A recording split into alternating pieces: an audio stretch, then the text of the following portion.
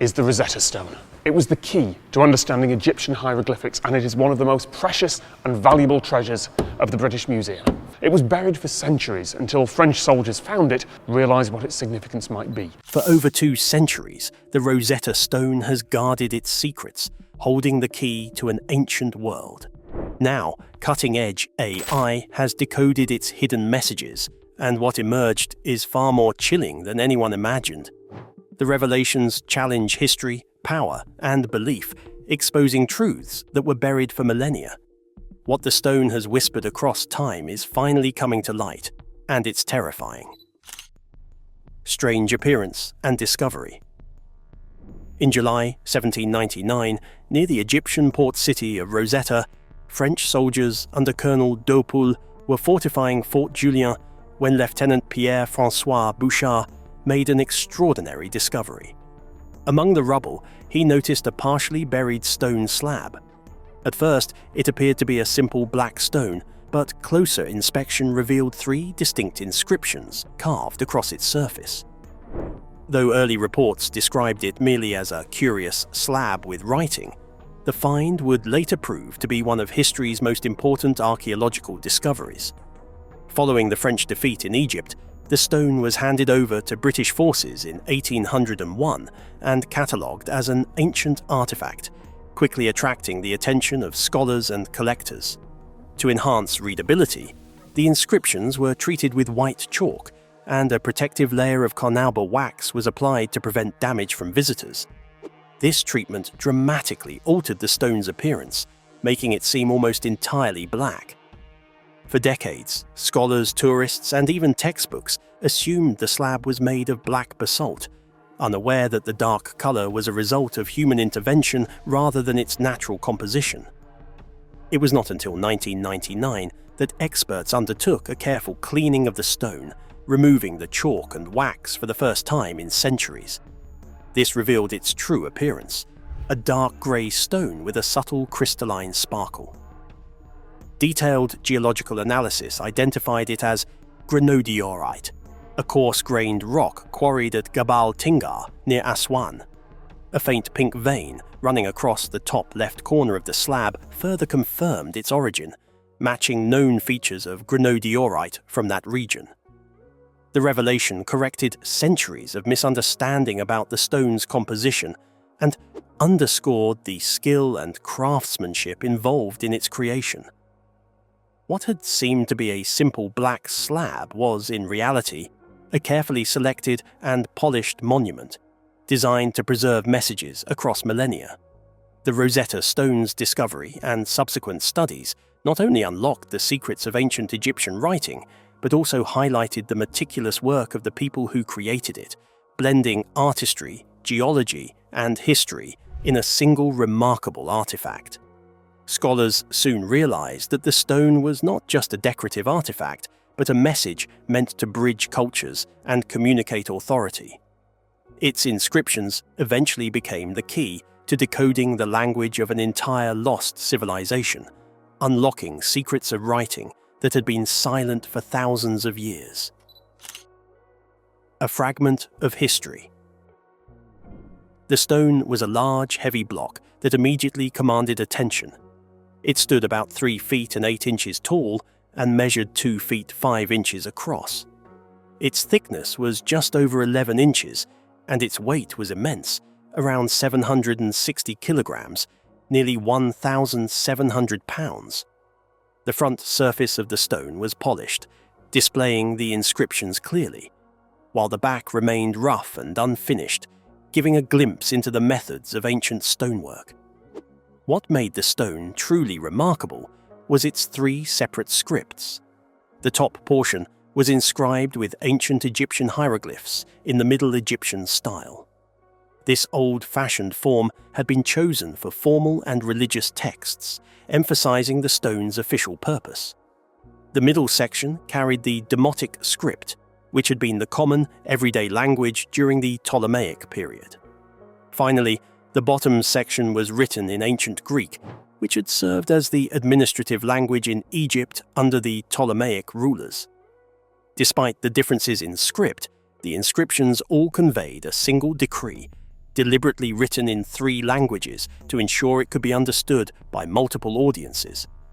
The surviving stone, however, was only a fragment of the original monument.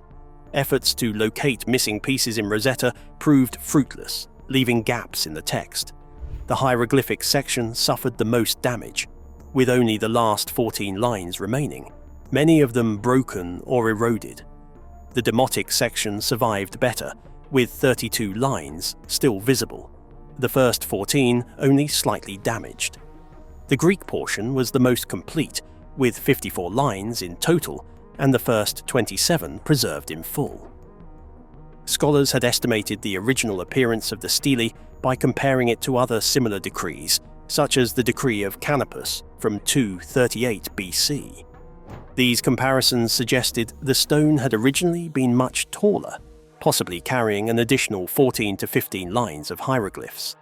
The missing upper portion likely featured intricate artwork, including a carved scene of the king being presented to the gods and a winged disc symbolizing divine protection.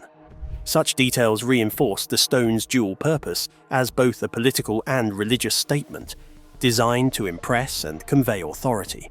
When experts finally decoded the message sketched on the Rosetta Stone, they were stunned. What they uncovered was beyond anything they could have imagined. The king, the priests, and the political decree. The Rosetta Stone recorded an important decree issued in honor of King Ptolemy V Epiphanes following his coronation. The text celebrated the young king as a divine figure and established the official worship of his person. Interestingly, the decree was not personally written by the king. It was issued by a large assembly of priests in Memphis, the religious heart of Egypt. These priests had played a crucial role in legitimizing the young ruler, who had ascended the throne as a child under turbulent circumstances. The decree was precisely dated. The event had occurred on the 27th of March, 196 BC, in the 9th year of Ptolemy's reign. The Greek and hieroglyphic versions of the text also included a second date, November 27th, 197 BC, which marked the official anniversary of his coronation. Meanwhile, the Demotic script presented a slightly different timeline, placing the decree and the anniversary only days apart in March. These multiple dates illustrated the care taken to record and synchronize the decree across different languages and traditions. The context of the decree was a period of unrest and danger for Egypt. Ptolemy V had become king as a small child after his parents were murdered in a conspiracy orchestrated by his father's mistress, Agathoclea. Her allies had ruled in the boy's name until a rebellion in Alexandria overthrew them. On top of internal strife, Egypt faced external threats. Antiochus III of the Seleucid Empire and Philip V of Macedon had formed an alliance to divide Ptolemaic territories. In the south, a local revolt led by Horwenifer and later Ankwenifer had added to the chaos. 7 years after Ptolemy's official reign began, he had been formally crowned in Memphis at the age of 12, solidifying his authority with the support of the priesthood. It tells us basically in 3 different scripts, 2 languages, that the king should be treated as a god because he did so many good deeds for the country. And the end of every text of each version tells us that it had to be set up in all the important temples of Egypt. The decree's message had been clear and deliberate. It praised the king for acts of generosity, such as donating silver and grain to temples and managing the Nile's overflowing waters to protect crops. In return, the priests pledged loyalty, agreeing to honor Ptolemy alongside the gods and celebrate his birthday and coronation annually. The decree was inscribed to be displayed in every temple across Egypt, using 3 scripts: hieroglyphs for the gods, Demotic for local record-keeping, and Greek for the government. Through this decree, the young king had combined political strategy with religious authority. It served as a tool to secure loyalty, promote his divine status, and unify Egypt under a fragile reign. The French, realizing the stone's immense potential for unlocking the lost language of Egypt, had made frantic efforts to secure it. The British military, however, was about to change the stone's journey forever. From Rosetta's fort to the French defeat. French forces under Napoleon Bonaparte had entered Egypt in 1798. They brought with them 151 technical experts, known as the Commission des Sciences et des Arts, to study the history, science, and art of the region. In July 1799, near the town of Rosetta at Fort Julien, Lieutenant Pierre-François Bouchard noticed an unusual stone slab among the rubble. Colonel Daupoul immediately recognized its importance, and they quickly informed General Jacques-François Menou of the discovery. Soon after, Michel-Ange Lancret wrote a report for the Institut d'Égypte, describing the 3 distinct inscriptions on the slab. The top section carried hieroglyphs, the bottom section Greek, and the middle section an unknown script, which was later identified as Demotic. Lancret suggested that all 3 texts recorded the same decree, a revolutionary idea at the time. News of the discovery spread quickly in September 1799 through the Courrier de l'Égypte, hinting at the stone's potential to unlock the secrets of hieroglyphs. In 1800, members of the commission found ways to reproduce the inscriptions for study. Jean-Joseph Marcel realized that the middle text was Egyptian Demotic and not Syriac, as some had believed.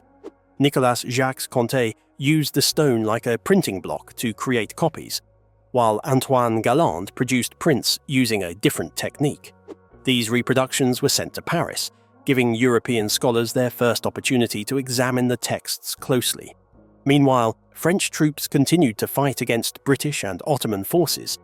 In March 1801, British forces landed at Aboukir Bay, forcing General Menou, now in command, to retreat to Alexandria with the stone and other antiquities.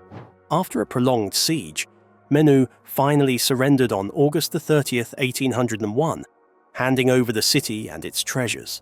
The surrender ignited a bitter dispute over the fate of the priceless French discoveries. General Menou, desperate to keep the stone from the British crown, set in motion a cloak and dagger operation to secure the artifact. From battle spoils to the British Museum. After the surrender, heated arguments erupted over the French collections, which included artifacts, specimens, maps, and notes. General Menou insisted that the collections belonged to the Institut d'Égypte and refused to hand them over. British General John Hely Hutchinson, however, refused to lift the siege until all treasures were surrendered. Scholars Edward Daniel Clarke and William Richard Hamilton inspected the French collections and reported that many items had been hidden. French scholars fiercely resisted, even threatening to destroy their discoveries rather than surrender them.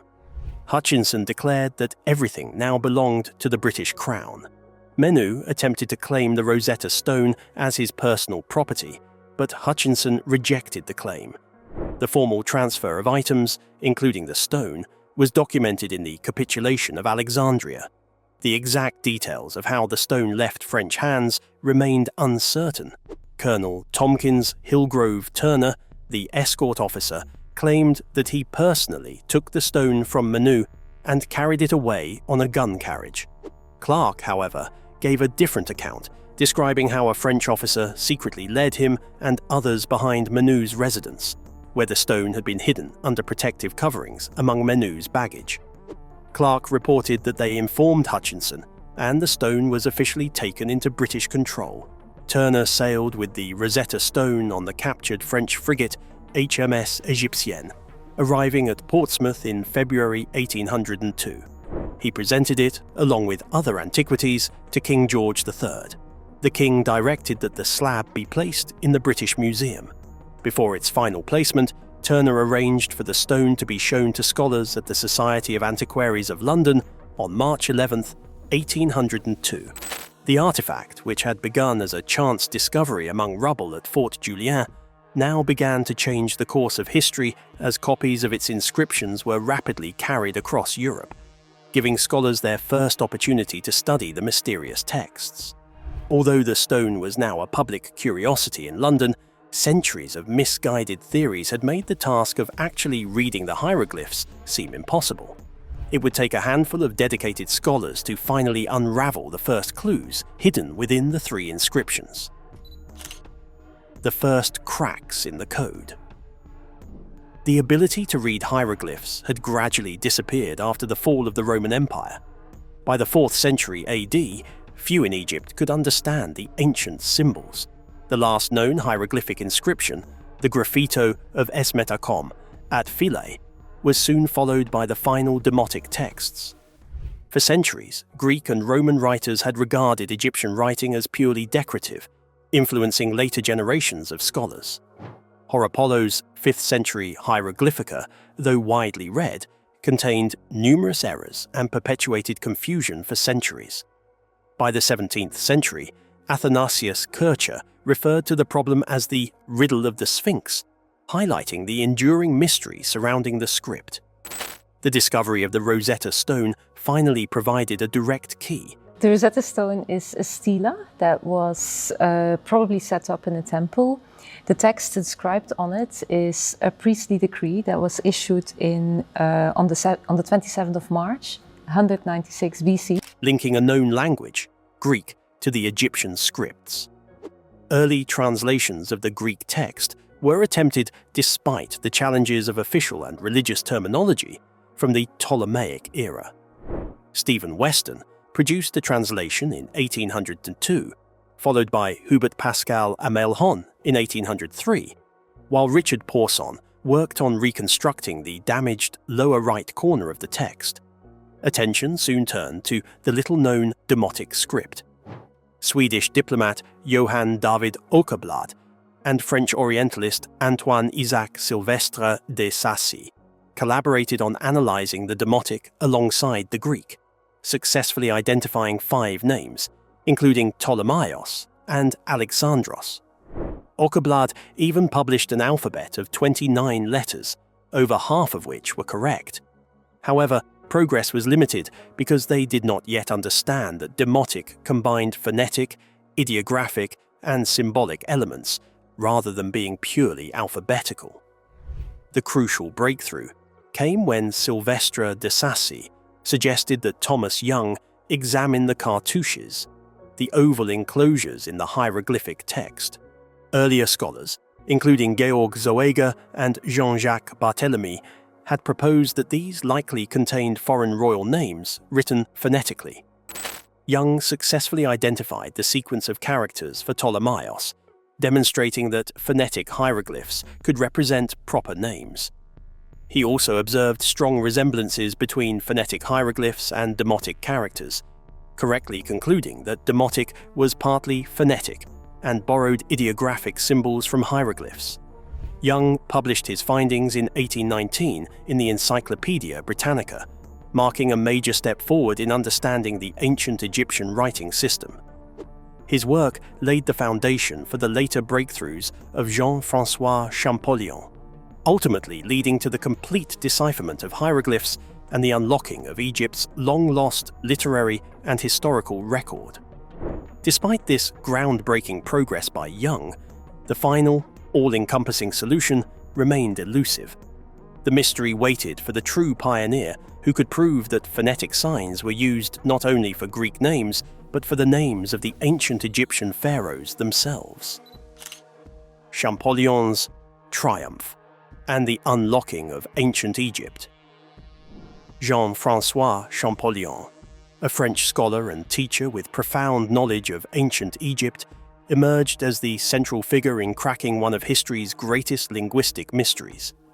From a young age, Champollion had devoted himself to the study of hieroglyphs, Coptic, and other ancient scripts, convinced that the key to understanding Egypt's long-lost civilization lay in the careful decipherment of its writing.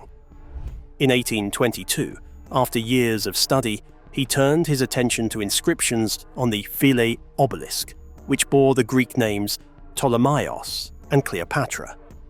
By comparing these Greek names with their counterparts on the Rosetta Stone, Champollion began to assemble an alphabet of phonetic hieroglyphs, a breakthrough that would change the study of ancient languages forever. On September 14, 1822, he publicly presented his work to the Académie royale des inscriptions et belles lettres in Paris. His key insight was revolutionary. Phonetic hieroglyphs were not limited to Greek names, but could also represent Egyptian names and words. This discovery overturned centuries of assumptions that hieroglyphs were purely symbolic or ideographic, opening the door to reading the vast body of ancient Egyptian texts in their entirety.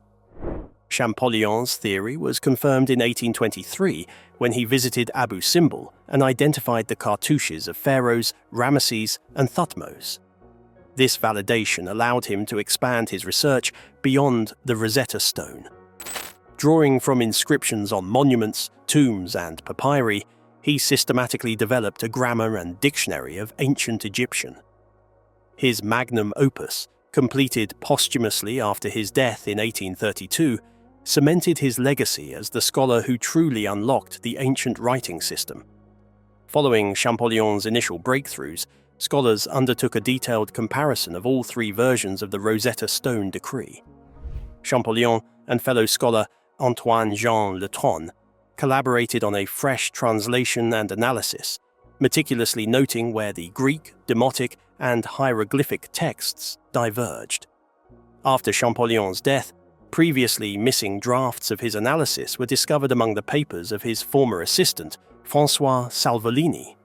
Shockingly, these revealed that Salvolini had plagiarized much of Champollion's work in his own 1837 publication.